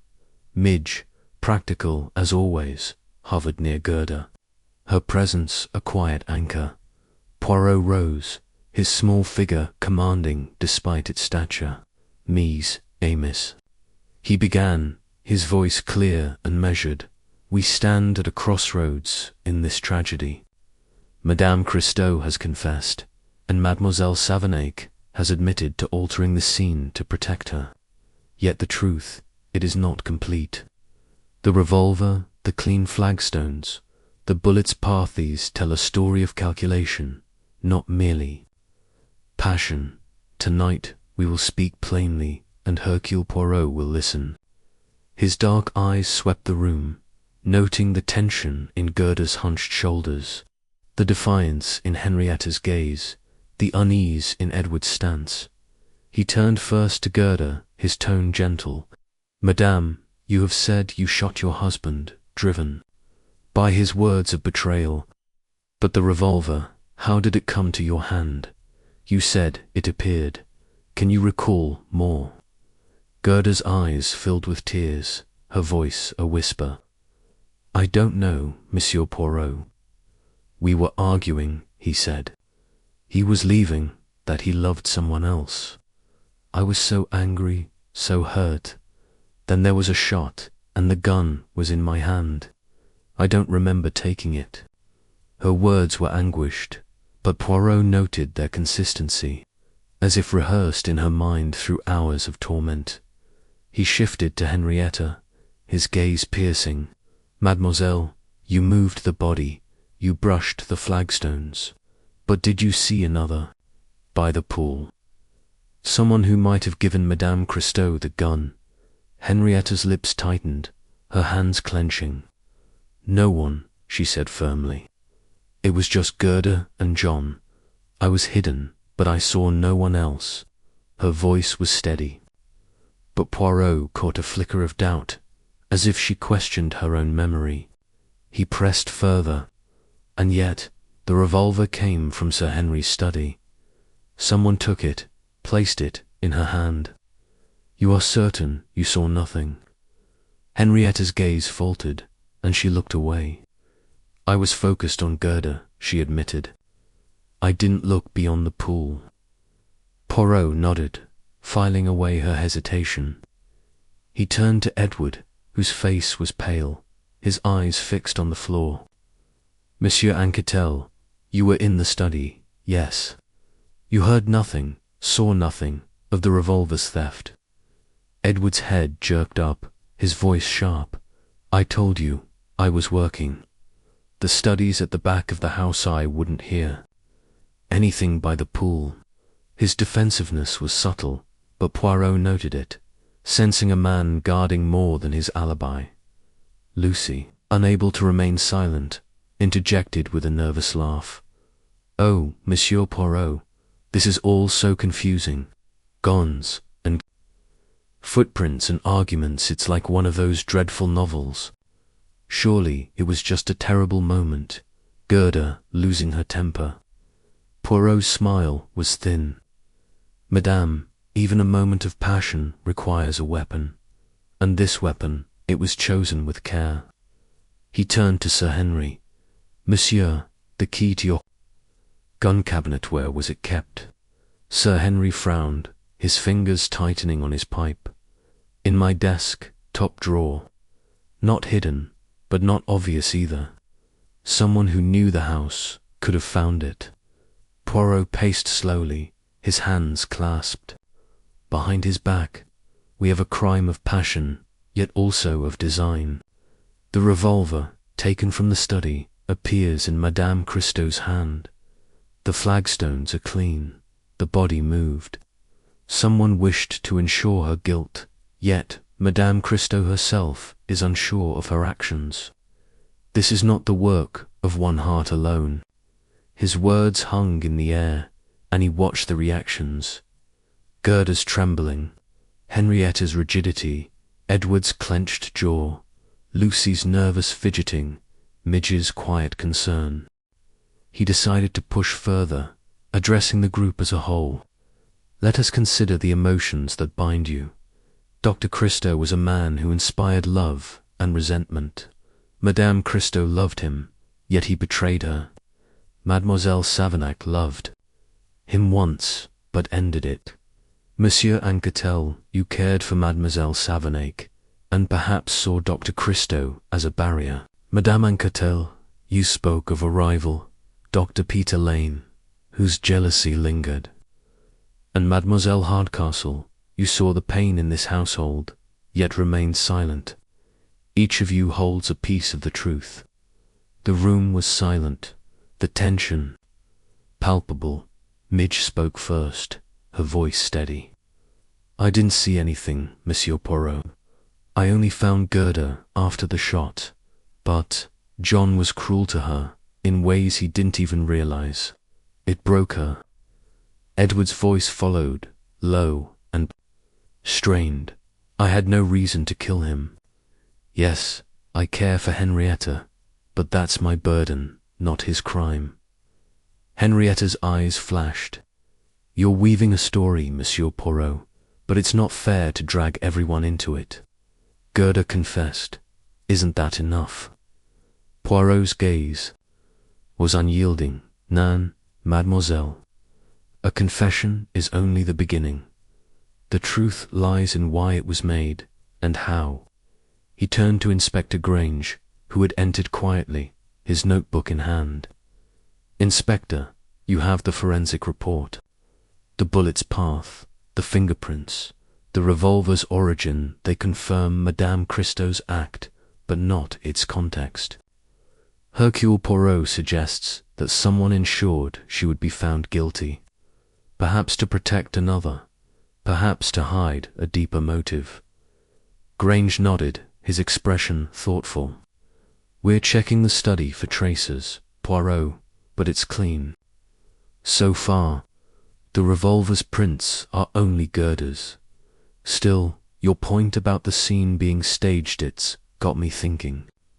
Poirot addressed the group once more. The web of emotions, it is complex. Love, jealousy, pity, they drive us to act, to conceal, to confess. But the revolver, it did not walk to the pool alone. Someone placed it, and Hercule will find them. He dismissed the guests, watching as they left, their faces a gallery of unease. Gerda, supported by Midge, seemed on the verge of collapse. Henrietta's steps were brisk, her head high. Edward lingered, his eyes on Henrietta. Lucy fluttered out, murmuring about tea. Sir Henry followed, his expression grim. Alone, Poirot moved to the fireplace, his mind racing. Gerda's confession, Henrietta's interference. The missing revolver all pointed to a crime of passion orchestrated by a colder hand. The web of emotions was clear. Gerda's love turned to despair. Henrietta's pity led to tampering, Edward's. Jealousy simmered unspoken. But the revolver's placement suggested a mind that had planned beyond the moment of the shot. Poirot's thoughts flickered to the pool. It still surfaced a silent witness. The truth is there, he murmured, his mustache twitching, and Hercule Poirot will draw it forth. Chapter 11. The Quiet Resolution. The morning light filtered through the heavy drapes of the Hollow's drawing room, casting a muted glow across the polished furniture and the sombre faces of its occupants. Hercule Poirot stood near the fireplace, his small figure erect, his hands clasped behind his back, his dark eyes scanning the gathered guests with a quiet intensity. The air was thick with the aftermath of Gerda Christie's confession and Henrietta Savanac's admission. Yet the puzzle of John Christo's murder remained incomplete. The missing revolver, the clean flagstones, the orchestrated scene pointed to a truth that lay just beyond reach, a truth Poirot was determined to lay bare. The household, weary from days of suspicion and grief, had gathered at his request, sensing that the denouement was near. Inspector Grange stood by the door, his weathered face set in a frown, his notebook tucked under his arm. He had agreed to let Poirot take the lead, intrigued by the little Belgian's unorthodox methods, though his patience for theatrics was wearing thin. The guests sat in a loose semicircle, Gerda, pale and trembling, clutching Midge Hardcastle's hand. Henrietta, her composure a fragile mask, her eyes fixed on the floor. Edward Anquetel, his tall frame hunched, his gaze distant. Lucy Anquetel, her usual vivacity subdued, twisting a handkerchief in her lap. And Sir Henry, his pipe unlit, his expression one of weary resignation. Midge, ever the steady presence, sat close to Gerda, her practical nature a bulwark against the emotional storm. Poirot began, his voice clear and measured, cutting through the tension like a blade.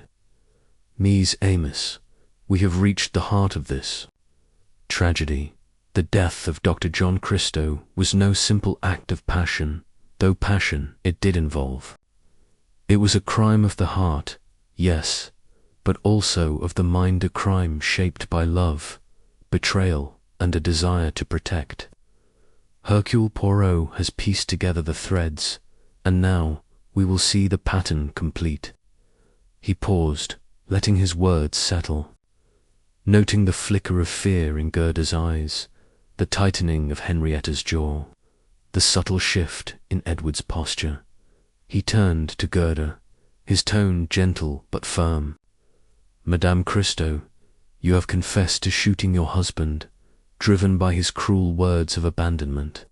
You spoke of a gun that appeared in your hand, of a moment blurred by pain. But let us examine this moment. The revolver, it came from Sir Henry's study, yet you swear you did not take it. The flagstones by the pool, they were clean, with no footprints but your own and those of the first to arrive. The bullet, it travelled upward, as if fired by one of your stature, yet the scene, it is too perfect, too arranged. Hercule Poirot does not believe in such perfection. Gerda's hands trembled, her voice a whisper.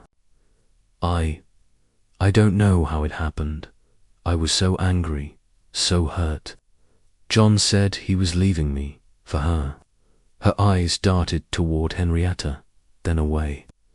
I must have done it, but I can't remember clearly. Poirot nodded, his gaze softening. Oui, madame, your pain is real, and it drove you to act. But the revolver, someone placed it in your hand, exploiting your despair to ensure your guilt.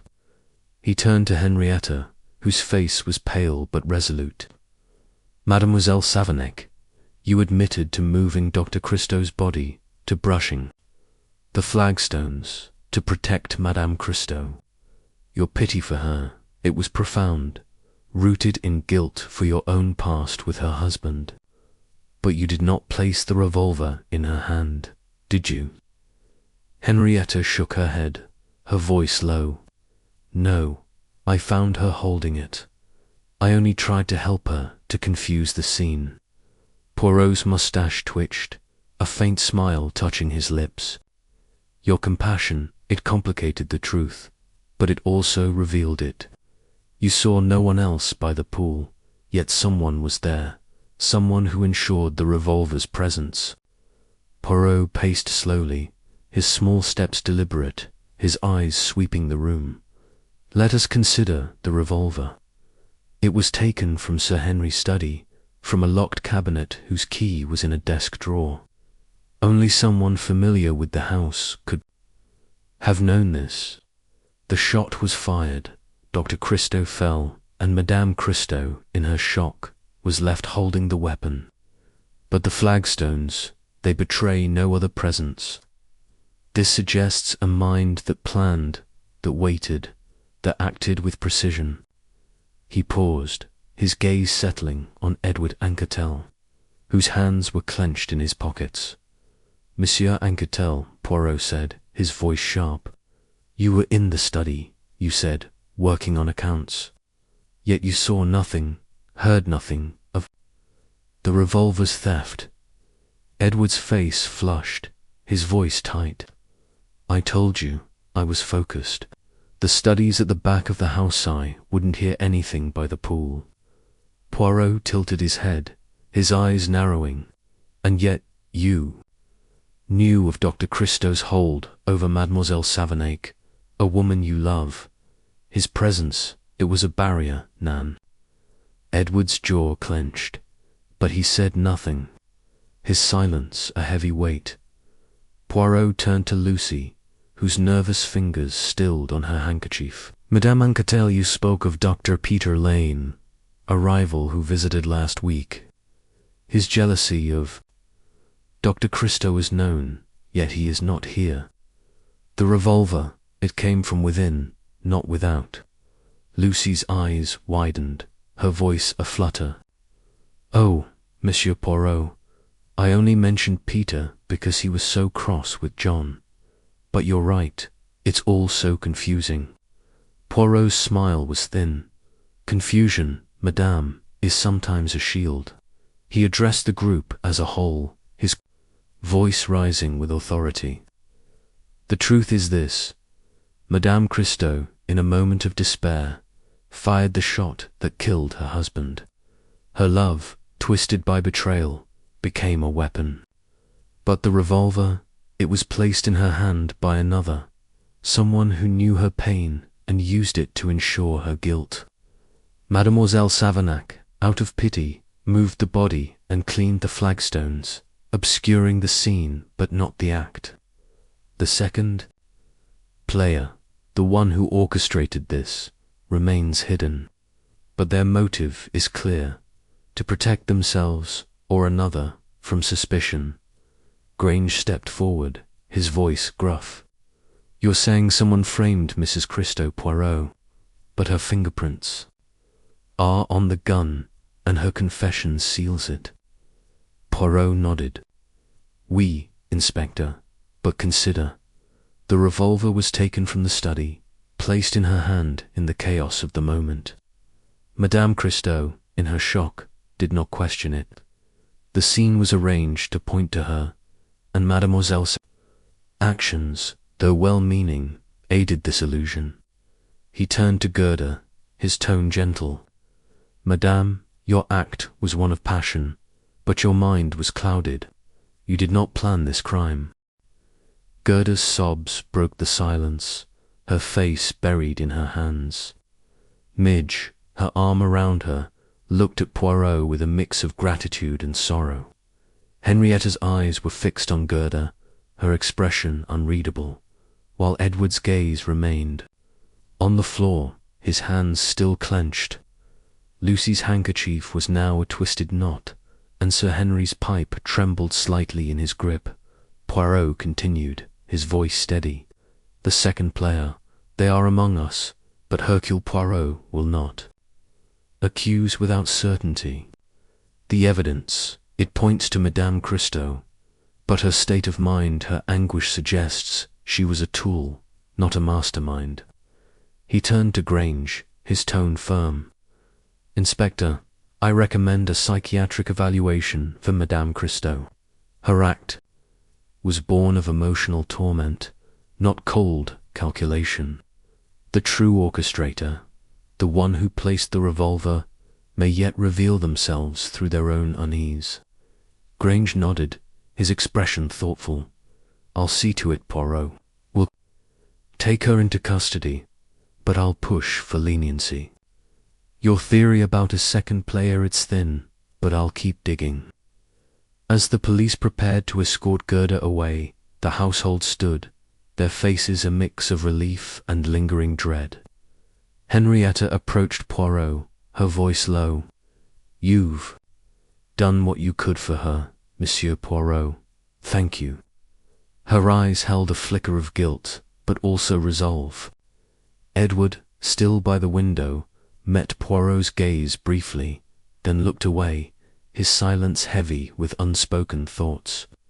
Lucy, rising from her sofa, murmured something about tea, her voice a fragile attempt at normalcy. Sir Henry clapped a hand on Poirot's shoulder, his voice gruff. You've got a sharp mind, Poirot. I hope you're right about Gerda. Poirot watched as Gerda was led from the room, her steps faltering but supported by Midge's steady presence. The web of emotions, love, pity, jealousy, had been laid bare, but the second player remained a shadow, their role obscured by the brilliance of Poirot's trap. The truth, he murmured, his moustache twitching faintly. It is a quiet thing, but it will not stay hidden forever. He resolved to remain vigilant, to watch for the slip that would betray the one who had orchestrated Gerda's downfall. For now, the resolution was quiet, but the storm had not fully passed. Chapter 12. Poirot departs. The sun dipped below the horizon, casting a final golden glow over the hollows, sprawling lawns, and ancient oaks. The estate, so serene in its outward beauty, seemed to exhale a sigh of relief as the tumult of John Christow's murder began to settle into a sombre resolution. Hercule Poirot stood on the gravel drive, his small, immaculate figure silhouetted against the fading light, his Homburg hat tilted at a precise angle. The Rolls-Royce that had brought him to this fateful weekend idled nearby, its engine a soft purr in the evening stillness. Poirot's dark eyes lingered on the manor, its ivy-clad walls now tinged with the melancholy of secrets laid bare. His little grey cells, though satisfied with the unmasking of Gerda Christow's act and Henrietta Savernak's interference, remained alert, sensing the shadow of an orchestrator who had yet to step into the light. The household gathered on the terrace to bid him farewell, their faces a gallery of emotions tempered by the day's revelations. Gerda had been taken into custody, her tearful confession and fragile state prompting Inspector Grange to recommend a psychiatric evaluation, a small mercy in the face of her guilt. Henrietta stood apart, her angular features softened by a quiet resolve, her dark eyes meeting Poirot's with a nod of gratitude. Edward Anquetel, his tall frame less stooped than before, lingered near her, his gaze no longer avoiding hers, as if the tragedy had loosened some inner restraint. Lucy Anquetel, her flamboyant energy subdued, clutched Sir Henry's arm, her silk scarf fluttering in the breeze. Midge Hardcastle, ever the steady presence, offered Poirot a small, genuine smile, her practical nature a beacon amid the emotional wreckage. Poirot addressed them one last time, his voice clear and measured, carrying the weight of his findings. Mies Amos, the hollow has borne witness to a tragedy of the heart, a crime born of love twisted into despair, and pity that sought to shield the guilty. Madame Christow's act, though terrible, was the cry of a wounded soul. Mademoiselle Savernak's compassion, though misguided, revealed the depths of her loyalty. Yet there is one who remains in shadow, one who placed the revolver in Madame Christow's hand, ensuring her guilt. Hercule Poirot does not accuse without certainty, but he leaves you with this: the truth, it watches, and it waits. Lucy's eyes widened, her voice a flutter. Oh, Monsieur Poirot, you make it sound so mysterious. Surely it's over now, isn't it? Poirot's moustache twitched, a faint smile touching his lips. Madame, the surface is calm, but beneath, the currents still flow. Be vigilant, for the heart is never silent. Sir Henry, his pipe now lit, exhaled a plume of smoke, his expression thoughtful. "You've done us a service, Poirot. Not a pleasant one, but necessary. Safe travels." Edward stepped forward, his voice low. "I'll look after Henrietta. Monsieur Poirot, she need time." His words carried a new determination, and Poirot noted the subtle shift in his demeanor. A man stepping out of the shadows of unrequited love. Henrietta approached last, her hands clasped, her voice steady but soft. "You saw through me, Monsieur Poirot, but you also saw Gerda's pain. I'll never forget that." Poirot inclined his head, his eyes kind. "Mademoiselle, your art, it will be your solace. Create and heal." She nodded, her lips curving in a faint, grateful smile, and turned back to the terrace where Edward waited. Midge, lingering by the car, offered Poirot her hand. "You're a strange man, Monsieur Poirot, but a good one.